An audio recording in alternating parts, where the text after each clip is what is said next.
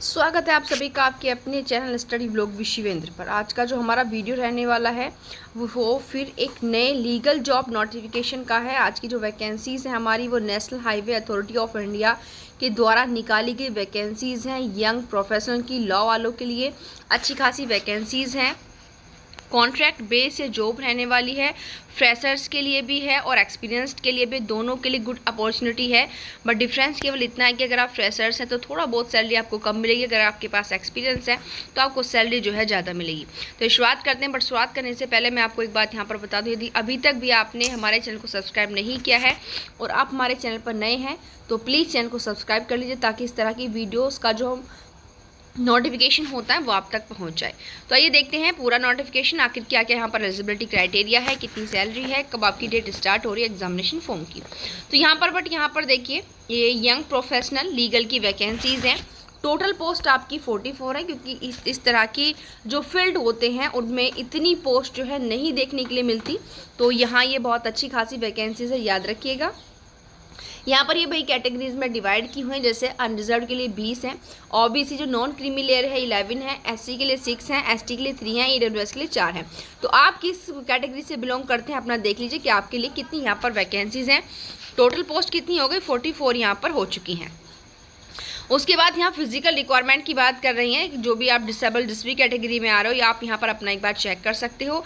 ये पूरी डिटेल और एलिजिबिलिटी अदर कंडीशंस दी हुई है शॉर्ट फॉर्म में, पूरा छोटा सा करके आपको पूरी इन्फॉर्मेशन जो है यहाँ से मिल जाएगी। तो देखिए जो पोस्ट हैं वो यंग प्रोफेशनल की हैं, लीगल की हैं, याद रखिएगा। एज लिमिट कितनी होनी चाहिए, 32 साल। अगर आप 32 साल से ज़्यादा है तो आप इस फॉर्म को फिल नहीं कर सकते। इसमें केवल मैक्सिमम एज दी हुई है 32 साल, ठीक है। एजुकेशनल क्वालिफिकेशन क्या होना चाहिए, तो भाई देखो लॉ की डिग्री मांग रहे हैं, रिकॉग्नाइज्ड यूनिवर्सिटी हो या नेशनल लॉ स्कूल हो, इंस्टीट्यूट हो। बट यहाँ पर दूसरी जो कंडीशन है वो है कि क्लैट होना चाहिए बच्चे का, क्लैट स्कोर, यानी कि पोस्ट ग्रेजुएट होना चाहिए, जैसे कि एलएलएम, ठीक है। अब यहाँ पर जो कि 2022 के बाद ये चीज़ें यहाँ पर इन्होंने ऑनवर्ड कर दी हैं।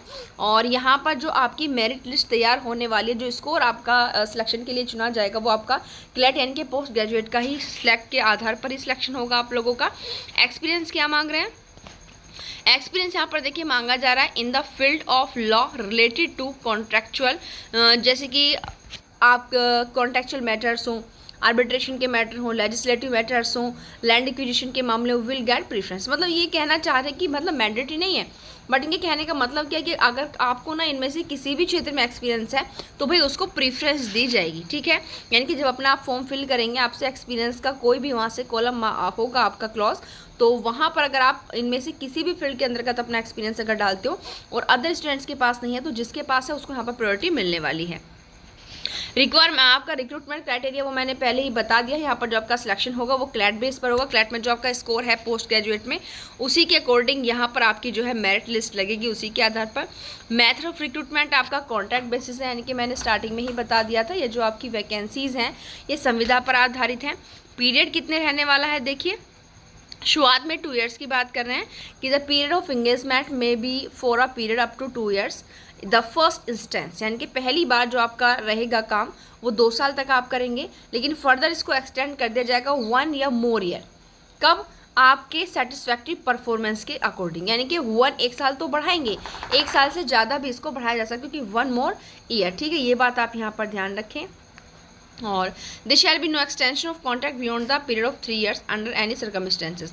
बट ये कहना चाहते हैं कि भाई किसी भी कंडीशन में 3 साल से इसको ज़्यादा नहीं रखा जाएगा, पर किसी परिस्थिति के अधीन रहते हुए। आगे देखो आपका रिम्यूनरेशन दिया हुआ है पर मंथ कितना आपको सैलरी पैकेज मिलेगा। तो an initial consolidation remuneration of RS 60,000 से 65,000 पर मंथ। कहना क्या चाहते हैं कि भाई अगर आप बिल्कुल फ्रेशर है, जैसे हमने कहा कि यहाँ पर कोई आपका मैंडेटरी नहीं कि आपके पास एक्सपीरियंस हो, बट वहाँ पर देखो क्लैट का स्कोर आपके पास ज़रूर होना चाहिए, इनके पोस्ट ग्रेजुएट में, उसी के आधार पर आपकी मेरिट लिस्ट जो है लगने वाली है। तो यहाँ पर कहने का मतलब क्या है कि भाई अगर आप फ्रेशर है तो 60 से 65,000 आपको इनिशियली मिलेंगे। इनिशियली लिख दिया, ऐसा नहीं कि आगे तक भी आपको पूरे 3 साल तक ही मिलेंगे, नहीं, ठीक है। अगर आपका वर्क परफॉर्मेंस अच्छा रहता है तो इसको बढ़ाया भी जा सकता है, ठीक। और पर ईयर कितनी बढ़ने वाली है, पर ईयर ये बिल्कुल देखो उन्होंने लिख रखा है 5% का each succeeding year subject to satisfactory performance. अगर आपका परफॉर्मेंस अच्छा है तो हर 5 साल में कितना आपका बढ़ाएंगे, 5% आपकी जो है यहाँ पर बढ़ा दी जाएगी सैलरी। और एक बात कह रही कि अगर भाई आपको 1 या 2 साल का रिलीवेंट अगर एक्सपीरियंस है ना, तो फिर कितनी हो जाएगी, 65 से आपकी 70,000 पर मंथ तक हो जाएगी। जैसे मैंने शुरुआत में कहा कि मैंडेटरी नहीं है एक्सपीरियंस, बट अगर एक्सपीरियंस है तो यहाँ पर सैलरी जो है क्या हो जाएगी, बढ़ा दी जाएगी। तो देखो जितनी भी इंपॉर्टेंट चीज़ें हैं वो पूरे इसी कॉलम के अंतर्गत आपकी आ गई, सो भी जो भी महत्वपूर्ण है। और अगर हम इसमें बात करें कि इसमें आप फॉर्म कब तक फिल कर सकते हैं, तो इसमें आप जो है फॉर्म देख लेते हैं। ये अप्लाई करने का तरीका दिया हुआ है कि किस किस तरीके से आप अप्लाई करेंगे। देखो आपके नोटिफिकेशन में अप्लाई का जो तरीका दे के रखते हैं, आपको उसी तरीके से जो है यहाँ पर अप्लाई है जो कि करना है। क्योंकि अगर आपने फॉर्म को फिल करने में कोई अगर मिस्टेक कर दिया है तो आपका जो फॉर्म है वो रिजेक्ट कर दिया जाएगा। इसलिए फॉर्म फिल करते समय बड़ी सावधानी बरतनी चाहिए। पहले पूरे फॉर्म को पूरी कंसल्टेशन के साथ रीड आउट करना चाहिए, क्योंकि हो सकता है कि आपके पास वो सारे एलिजिबिलिटी क्राइटेरिया है या नहीं है जो उनके द्वारा मांगा जा रहा है। वैसे मेनली इसमें अभी मुझे नहीं दिखाई दे रहा है कि कहीं पर भी इन्होंने मतलब कोई लास्ट डेट दी हुई है, बट मैं आपको बता दूं इसमें जो आपकी लास्ट डेट होने वाली है वो है आपकी यहाँ पर समथिंग सितंबर में होगी। मतलब अभी अगस्त आपके पास टाइम है फॉर्म फिल करने का। इसमें आपकी लास्ट डेट जो है वो कब होगी, सितंबर में होगी। ठीक है, तो आप लोग फटाफट समय रहती है फॉर्म फिल कर दीजिए। बहुत अच्छी एक तरीके से हम कहें तो बहुत गोल्डन अपॉर्चुनिटी है यहाँ सभी कैंडिडेट्स के लिए। तो आज के लिए इतना ही, मिलते हैं नेक्स्ट वीडियो में। Thank you.